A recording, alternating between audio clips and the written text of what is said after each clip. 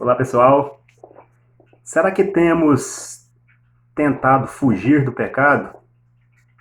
Será que temos tentado evitar o pecado? Ou será que temos nos entregado a ele com grande facilidade? A palavra de Deus nos orienta a fugir de todo e qualquer tipo de pecado. Em 1 Coríntios, no capítulo 6, no versículo 18, o apóstolo Paulo, falando à igreja de Corinto, diz assim: Fugir da prostituição. Todo pecado que o homem comete é fora do corpo, mas o que se prostitui peca contra o seu próprio corpo. Fugir da prostituição. Está nos dando aqui, de uma certa forma, uma advertência. Também aqui no livro de 2 Timóteo, o apóstolo Paulo orientando Timóteo, 2 Timóteo, capítulo 2, no versículo 22 diz assim: Foge também dos desejos, das paixões da mocidade, e segue a justiça, a fé, a caridade e a paz, com os que, com o coração puro, invocam ao Senhor.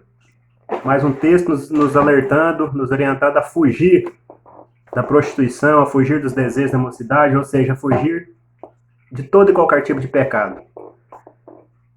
John Owen, uma vez disse assim: Mortifique o pecado, faça disso a sua labuta diária, sempre enquanto viver.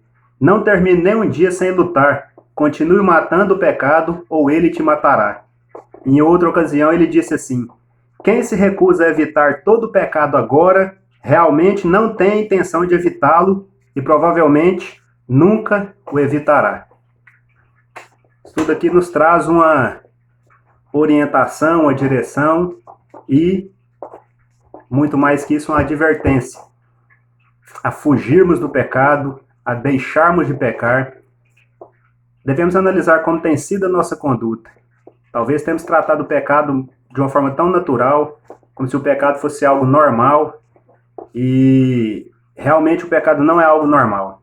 É algo que afronta a santidade de Deus, é algo tão terrível que foi preciso Jesus descer a este mundo e pagar um preço de morte e morte de cruz, para aplacar a ira de Deus sobre os seres humanos.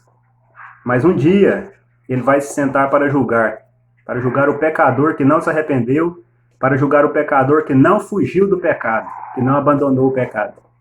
Pense nisso, reflita, ok? Um abraço a todos, fiquem com Deus.